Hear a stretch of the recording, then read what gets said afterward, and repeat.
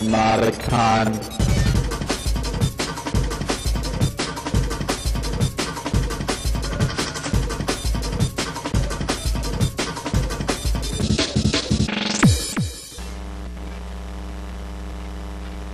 Focuses it, places it on an imaging surface of some sort, be it film, be it digital, be it very strange forms of digital. The imaging surface then somehow picks up the light, records it in some format, and stuffs it away in some storage medium, and prepares to do the same thing again. This is just the basics of how a camera works. Okay, so now I'm going to jump through various settings and terminology that matter when you're flying a camera, because if you don't have these right, any conversation about photography will fly right over your head and you'll be going, huh? Okay, ISO. ISO actually stands for International Standards Organization. However, in the vernacular of flying cameras, it actually refers to how fast an imaging surface captures light, which is to say how sensitive it is, or in the case of digital image surface, what the gain is. The higher the number, the more sensitive the surface is. So a film speed of 100 is much less sensitive to light than a film speed of 1600, which is why when you're shooting for dark situations or indoor situations or anything where you aren't going to have a lot of light to work with, you typically choose a higher ISO. Not always, but typically. There are reasons not to. Proportionally, the higher your ISO setting goes, the grainier your image will become. Applies on film and digital. Bad both ways. This may or may not matter, but it's better. So this is a blow-up of a very small section of an image I shot in my backyard at setting at 100. Roughly the same section at 3200. And this projector's cleaning it up. Oh! Yes, officially. What you're supposed to be able to see, which is impossible to see in this image, because the projector is resampling this and smoothing out the graininess, is that this image has a whole lot more hot spots inside it. And it out. If I flip between them, you might be able to hit the sensitive. It's rather hard to tell, but on lower end cameras, say what most people who are not out of their minds would choose to use, most lower end cameras in fact don't go above an ISO setting of 400. They might get up to 800, maybe 1600. Very maybe there. And they get really grainy when you get to, they get very grainy when you get to that level of sensitivity. This is because in the digital realm, you have a knob marked gain and you just essentially are turning it up, and in the process you pick up more random noise. So, obviously based on what I've said, if you're having to choose a given ISO to work at, choose the lowest one you can get away with, given the rest of the conditions that you're going to be shooting around. Typical automatic modes range 100 to 400 on a given camera. Depending on your camera, it can get much higher. And occasionally it can get lower, but not as often. Okay, next to the three settings, aperture. There's a iris that actually lives inside either the lens or your camera body, or if you can't separate. Gabe, have you pulled out Tactical Overkill yet? Yeah. Yes. That has a significantly larger aperture than anything I can play with. Okay, charging right along. There's an iris that lives inside the camera at some stage. This iris controls how much light gets through the lens to the imaging surface. This is also called the f-stop. This is because it's a fractional value. You specify the the aperture setting is specified as an f, for example, f3.5, which actually should be thought of as f1 over 3.5.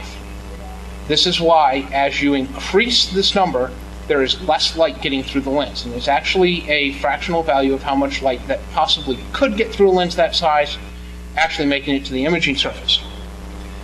Like I said, f1.8 is a wider iris setting than an f3.5 because, well, 1 over 1.8 is a larger number than 1 over 3.5. I should point out that these numbers, 1.8, 3.5, they aren't randomly chosen, though it may feel like it. You will run into them remarkably often. They are chosen very specifically for a reason I'll be getting into in a minute. Sure, bring those up. Okay, let's have fun. So, this is the camera I tend to use. Actually, let's just do it this way. He and I have the same cameras, same camera body, but we have entirely different sets of lenses. This is a not half bad lens, but it goes to f3.5. This one's f-stop minimum is 4. What's that? 2.8. Here, put them right next to each other. There's a little bit of difference in the amount of lens there. And this is 1.8.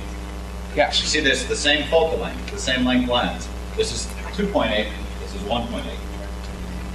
So if you want a lens which has a low f-stop, which means, which I'll be getting to, because of course this is one of those wonderful things where you have to have all of this in your head before it makes sense. So I do apologize, there is no logical order. You just have to absorb it all, and then it makes sense. If you have a lens with a lower f-stop, you can absorb more light. If you can absorb more light, you can use, well, a lower ISO setting, which means you clearer images. The f-stop has another interesting function is, as the aperture becomes wider, the depth of field of whatever you're focused on gets narrower, which I'm about to show you because it's pretty easy. This is f3.5. This is actually, I shot this image the other day with this camera. No big deal. If you look, in the foreground, it's horribly blurred out. It's clear about halfway, so I think I actually had it focused here. That is the actual focal point. And then it gets blurry in the background again, but since it's so far away, it's rather hard to see it. I turned up the aperture. How do you want to call it, guys? It gets really annoying. That would be an accurate description. To f22. Now, all the stuff in the foreground is a much clearer focus, but it's still fuzzy. But you have an in-focus distance from all the way from here to here. This is actually a tractor that's sitting in the backyard. That's actually the steering column, if you have never seen a tractor like that. I have pictures if you want to see. The picture that came from the Memorial CNC is a very good demonstration of that also. How wonderful. I never thought of that. Thank you, Bunsen. I may have nightmares now. That's the key. Right. Okay. More terminology. Designed to confuse. You will hear the term used faster in numbers of contexts, all entirely independently referring to different things. This is designed to confuse people who haven't heard it before, as best I can tell. A lens that is referred to as faster has a lower numbered f-stop. So the two lenses Gabe just had in here would be considered faster than the two lenses I have, though it has absolutely nothing to do with shutter speed, which is what we will be talking about next, which is the only thing I have in here actually measured in seconds, as in time. The reason it's called faster is since it has a lower f-stop, you can use a faster shutter speed for the same image, given all other parameters. So, you just saw the depth of field effect. This is really useful in portrait work, or if you want to see the subject and you don't want to see the subject's surroundings. So is that why in like sporting events we see the photographers with the giant lenses? Yes, because they want to be able to see. Okay, there's two reasons for this. One, they want to be able to sit 50 yards away from whatever's going on and get a close-up of the guy's chest and head, and that's it. Yeah. So you need a long lens to do that. In this sense, a telephoto lens. Often zoom, because there's little sense nowadays in not bothering with the zoom, but we can get into lens terminology in a bit. But they also need an incredibly wide f-stop on it, because they not only need to be able to get from a long distance a close-up shot, but they also only want to see the guy. They don't want to see the audience behind him. So, that said, that's the Rose Garden at Michigan State University. The rose in the foreground is actually what I'm focused on. The f-stop is open to 3.5, which is the maximum. Ouch. The maximum that my lens can do. The background blurs out. It was in fact other roses back there, but you can't see it because I'm focused on it and I'm close enough that the depth of field is, that long. And everything else behind it blurs out, and you can get this really cool effect. You can do this with essentially any subject you want. Most often done with face portrait work. Everybody does that with portrait work.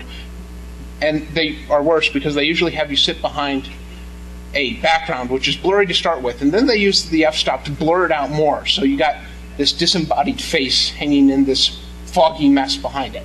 Works great if that's the goal you're going for. Shutter speed. Okay, now we get to the single thing which is actually referred to in seconds.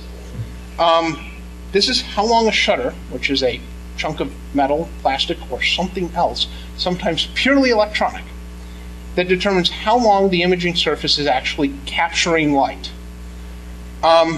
Yet again, another fractional value. Often they won't bother putting the top half of the fraction there because it's assumed. Everybody knows that nobody would want a shutter open for more than 1 second. Typical person, somebody who's not trained, somebody who doesn't spend a lot of time but doesn't shake unnecessarily, needs to be shooting a picture handheld of 1/60th of a second or faster, because otherwise you shake and it blurs. Unless, of course, you in fact want the image to blur, which is an entirely artistic possibility, and I am unqualified to speak on. The shorter shutter speeds mean you can bring otherwise in-motion objects to a complete stop and results in really interesting things. I had to go digging through my archive. I could not find anything moving fast enough yesterday in my backyard to warrant this. So this is a very slow shutter speed of a fountain where I work. You see how the water sort of blurs together? That's because it was shot over a course of almost a quarter second. However, when it was shot in 1/500th of a second, there are drops of water there that have frozen the air. Choose how you want to take the picture. This is one of the many settings you can play with. Okay, here's where it gets fun. Just covered those 3 settings. Those 3 settings are important because you have to balance all 3 of them together to get the effect you are hunting for. Given a specific environment of lighting, for instance, this one, you're going to be able to set up a shot at a certain ISO, at a certain shutter speed, at a certain f-stop. Now, this is for average lighting. Say you want to turn it into a stop-motion shot. You want a faster shutter speed. You're going to have to give somewhere. You're either going to have to turn your ISO up or you're going to have to turn your aperture up. Same rules apply. If you want to blur an image, you're going to have to turn down your ISO or you're going to have to make your aperture crank down. You have to balance all 3 of these elements together, and when you balance them, you can come up with the actual picture that you intended to take. And where I was going before, the choices of f-stops